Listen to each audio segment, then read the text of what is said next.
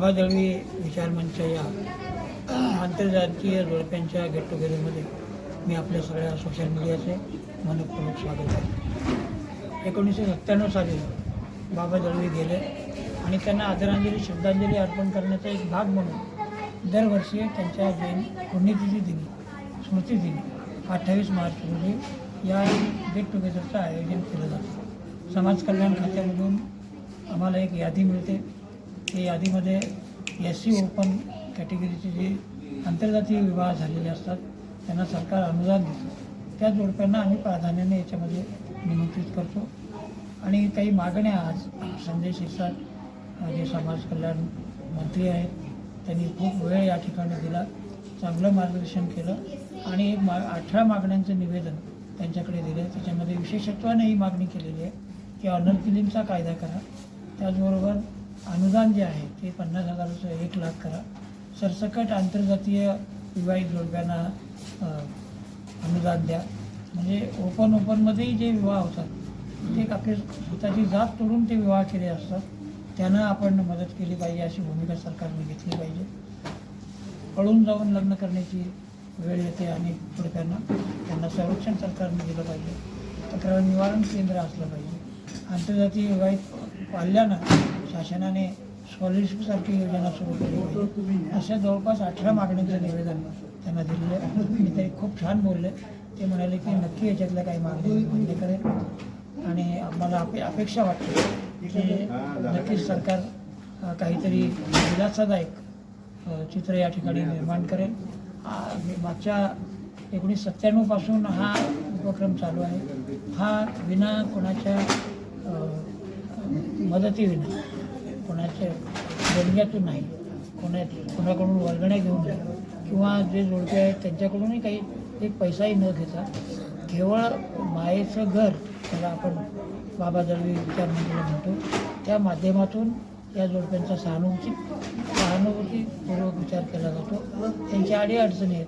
आताच काही जोडपे बोलले की आम्हाला मॅरेज सर्टिफिकेट नाही मिळालं, अनुदान कुठून मिळतं माहीत नाही. तर अशा जोडप्यांना मदत करणं ही भूमिका आहे. प्रसंगी अनेक जोडप्यांची लग्न आम्ही लावून दिलेले आहेत. बौद्ध पद्धतीने अनेक लग्न लावून दिले आहेत. आर्य समाजी पद्धतीने लग्न लावून दिलेले आहेत. केवळ मदतीची भूमिका घेऊन हे मंच काम करतं. याच्यामध्ये सगळे आहेत, अनेक जण आहेत. प्राध्यापक प्रशांत साठे सर आहेत, सूरज जाधव आहे, ग्रामीण भागामध्ये काम करणारा आमचा गणेश जाधव आहे, नितीन शिरवाडकर आहे. एक टीम मागच्या अनेक वर्षांपासून काम करत असल्यामुळे आणि निस्वार्थ भावनेने काम करत असल्यामुळं ती उभी झालेली आहे. आणि ही एक जाती अंताची, जाती निर्मूलनाची चळवळ. इथे आज अंधश्रद्धा निर्मूलनाचे प्रयोग झाले. अंधश्रद्धा, जातींधता, धर्मांधता, युद्धखोरी आणि स्त्रीभ्रूण हत्या, महिला अत्याचार याची प्रतिकात्मक होळी केली गेली. त्या ठिकाणी बाबा दळवी, भूतपळवी अशा प्रकारच्या घोषणा दिल्या. ही एक सामाजिक चळवळ म्हणून आम्ही निस्वार्थपणे या ठिकाणी ती राबवतो. ते दिवसेंदिवस मोठे होते, जोडप्यांची संख्या वाढते, जोडप्यांच्या अडचणी तेवढ्याच आहेत, ते सोडवण्याचा आम्ही प्रयत्न करतो आणि एक ताकद याच्यातून निर्माण होते. आता अशा या काळामध्ये, धकाधकीच्या काळामध्ये एकीकडे अंधश्रद्धा फोफावलेली आहे, गोंधळगिरी फोफावलेली आहे महाराष्ट्रामध्ये. अशा वेळेला हे एक निखळ सामाजिक चळवळ चालवण्याचा आमचा प्रयत्न आहे. आपणही त्याला सहकार्य करा अशा प्रकारची अपेक्षा व्यक्त करतो. धन्यवाद. यंदाचं हे कितवं वर्ष होतं? यंदाचं हे कितवं वर्ष होतं आपल्या कार्यक्रमात? 97 पासून काउंट करा. 97 पासून मध्ये एक वर्ष फक्त कोरोनाचं सोडलं तर दरवर्षी कार्यक्रम झालेले आहेत. सुरुवातीला हे स्वरूप छोटं होतं, काही मोजकेच जोडपे यायचे. आता 100 जोडपे येऊन या कार्यक्रमाचा सहभाग नोंदवतात. अजूनही प्रयत्न केला असता तर मोठ्या संख्येने इथं लोक आले असते.